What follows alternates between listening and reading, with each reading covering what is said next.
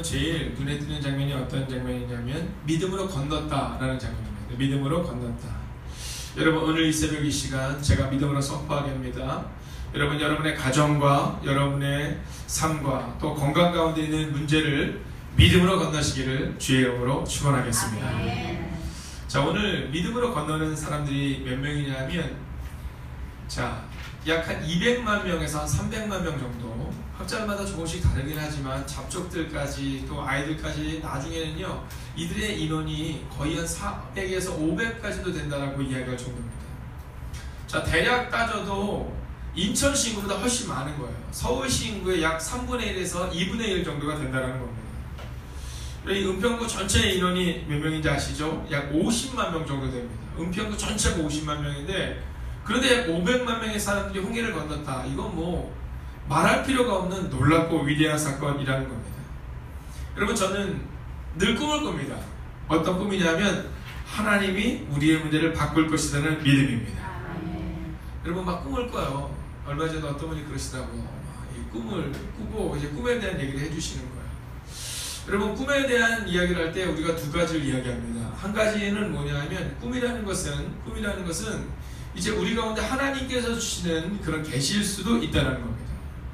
그러나 또한 꿈이라는 것은 어떤 의미를 가지고 있느냐 하면 우리가 생각하는 바가 꿈으로 나타나기도 하는 겁니다.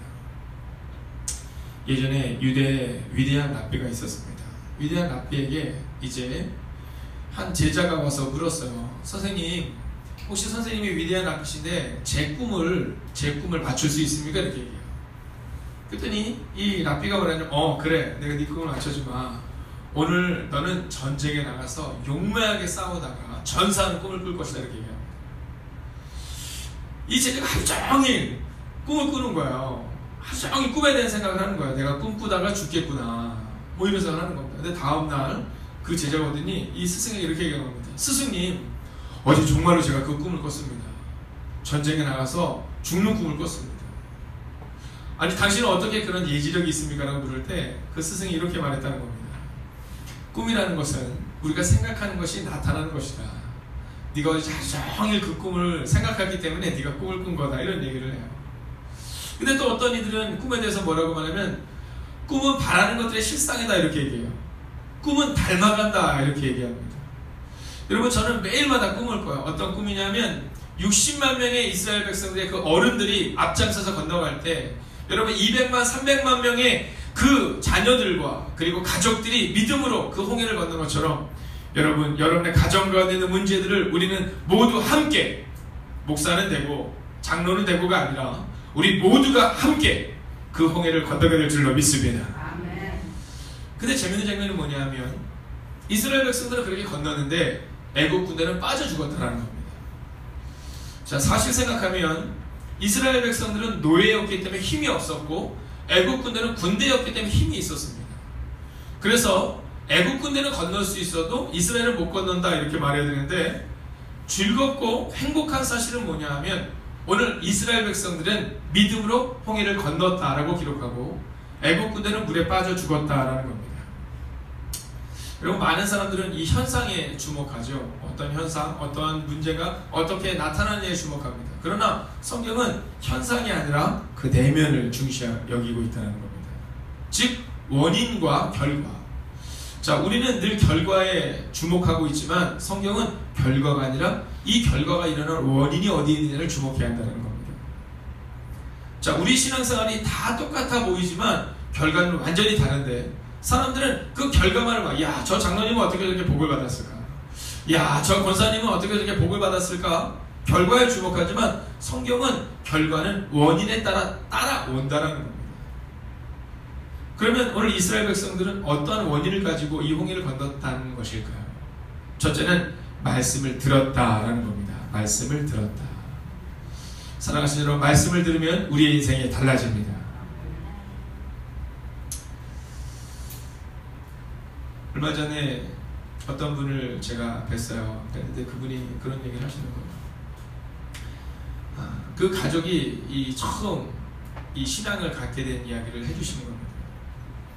이 얘기를 듣는데 진짜 아주 드라마틱한 인생을 살았더라고요. 그래서 저한테도 물어요. 목사님네 가정은 어떻게 신앙을 처음 가지게 됐습니까? 이렇게 묻더라고요. 그래서 제가 얘기했어요. 예, 저희는 3대입니다. 3대인데 저희 할머니께서, 친할머니께서 신앙을 가지시기 시작했고, 그리고 저희 아버지께서, 그리고 제가 이제 믿음을 갖게 되었습니다. 그랬더니 물어보시더라고요. 할머니가 잘 기억이 나세요? 그래서 할머니는 잘 기억이 나지 않습니다. 왜냐하면 제가 태어난 지 뭐 1, 2년이 되지 않아서 할머니께서 하늘나라로 가셨거든요. 근데 그분이 저한테 자꾸 물으시는 거예요. 근데 제가 이제 설명을 해준 겁니다.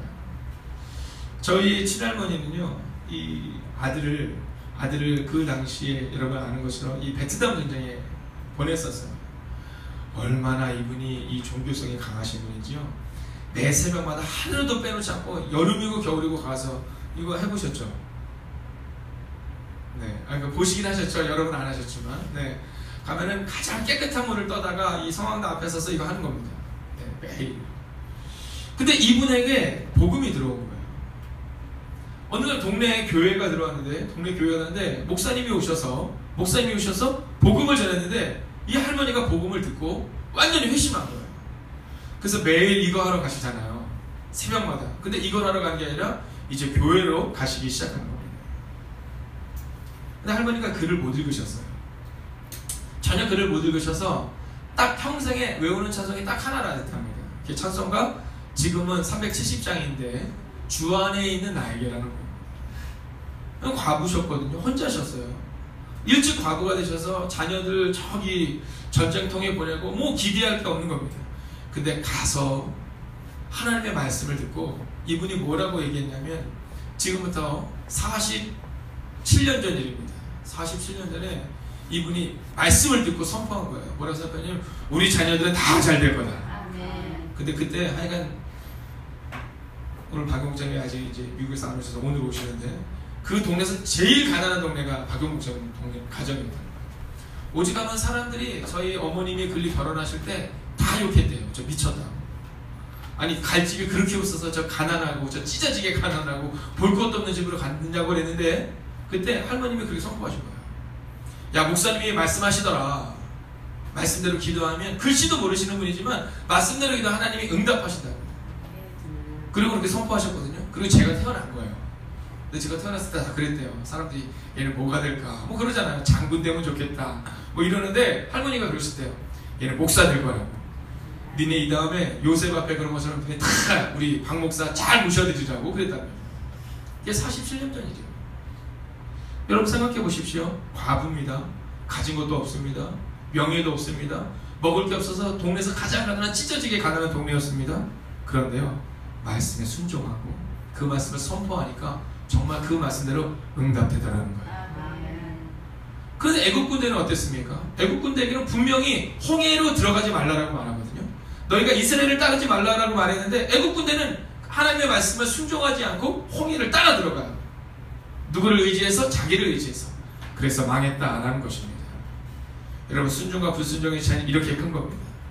혹시 오늘 우리 아이들이 어리다 할지라도, 혹시 우리 어른들 가운데 내가 나이가 많고 건강이 좀 연약하다는 생각이 든다 할지라도, 오늘 노예였던 이스라엘 백성들이 말씀을 붙들고 나갔을 때 홍해를 건넜던 것처럼, 사랑하시는 여러분, 원인을 기억하는데 말씀을 붙들면 된다 라는 믿음으로 살아가십시오. 아멘.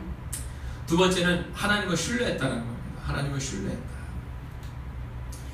여러분, 교회를 다니지만 이렇게 보면 신뢰하는 사람과 그렇지 못한 사람들이 참 많아요. 어렸을 때 제일 아빠들이 좋아하는 놀이가 뭔지 아시죠? 우리 아마 김준호 집사님도 그럴 것 같은데, 애들이 아빠가 제일 좋아하는 놀이는 이거죠. 이거 아이들 그런 거, 그렇죠? 엄마들이 제일 싫어하는 게 뭐예요? 아빠들이 이거 하는 거 제일 싫어합니다. 저 떨어뜨리면 어떻게 하려고 그러냐고. 네, 아이들이 처음 태어나면요, 이 목을 못 가눠요. 그래서 안개를 요렇게 앉잖아요. 근데 이 목을 이제 가누기 시작하면 아빠들이 이제 하고 싶어서 아주 안달이 나는 게 이겁니다. 이거. 네, 빨리 이거 해보고 싶고. 그러니까 애들이 올라갔다 내려서 막 까르르 웃잖아요. 근데 사실 이게 까르르 웃는 게 아니에요. 놀래서 웃는 겁니다. 그래서 아주 어렸을 때 그거 하면 안 좋답니다.